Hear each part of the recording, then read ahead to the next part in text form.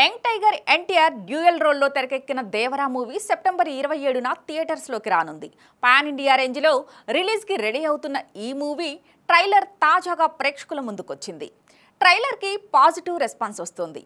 NTR Devara character చాలా వైలెంట్గా ఉండబోతుందని ట్రైలర్ని బట్టి అర్థమవుతోంది. ఈ సినిమా కోసం కొరటాల శివ సరికొత్త ప్రపంచాన్ని క్రియేట్ చేశాడు. సైఫ్ అలీ ఖాన్ ఈ చిత్రంలో ప్రతినాయకుడిగా కనిపిస్తున్నాడు.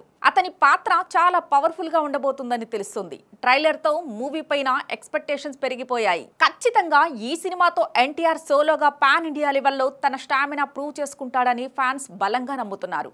RRR తర్వాత ఎన్టీఆర్ నుంచి రాబోతున్న సినిమా కావడంతో అంచనాలు హెవీగానే ఉన్నాయి. వాటిని ఏమాత్రం తారక్ అందుకుంటాడనేది ఇప్పుడు ఆసక్తికరంగా మారింది.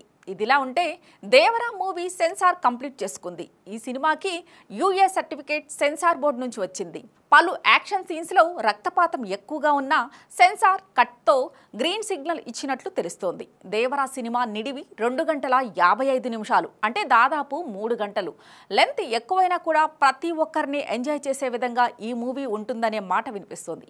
ఈ చిత్రంతో జాన్వీ కపూర్ హీరోయిన్గా నటిస్తోంది. తెలుగులో ఆమెకిది డెబ్యూ మూవీ. ప్రకాష్ రాజ్, శ్రీకాంత్, అజయ్ కీలక పాత్రల్లో కనిపిస్తున్నారు. భారీ బడ్జెట్తో యువసుధ ఆర్ట్స్, ఎన్టీఆర్ ఆర్ట్స్ సంయుక్తంగా ఈ చిత్రాన్ని నిర్మించాయి. ట్రైలర్ రిలీజ్ కావడంతో ఎన్టీఆర్తో పాటు చిత్ర యూనిట్ ప్రమోషన్స్ పై ఫోకస్ చేసింది. ఈ సినిమా ప్రమోషన్స్లో ఇప్పటికే సైఫ్ కరణ్ జోహార్ భాగమయ్యారు. ఆయన దగ్గరుండి హిందీ మార్కెట్లోకి దేవరా సినిమాని పంపించే బాధ్యత తీసుకున్నారు. ఎన్టీఆర్ వార్ 2 సినిమాలో నటిస్తున్న నేపథ్యంలో హృతిక్ రోషన్ కూడా దేవరా మూవీ ప్రమోషన్స్కి వచ్చే అవకాశం ఉందనే మాట బీటౌన్లో వినిపిస్తోంది. ఒకవేళ హృతిక్ రోషన్ వస్తే మాత్రం ఖచ్చితంగా బాలీవుడ్లో దేవరా సినిమాకి ప్లస్ అవుతుందని ట్రేడ్ పండితులు అంచనా వేస్తున్నారు. ఇక తెలుగులో కూడా దేవరా మూవీ ప్రమోషన్స్ కోసం స్టార్స్ యాక్టర్ని రంగంలోకి దించుతున్నట్లు తెలుస్తోంది.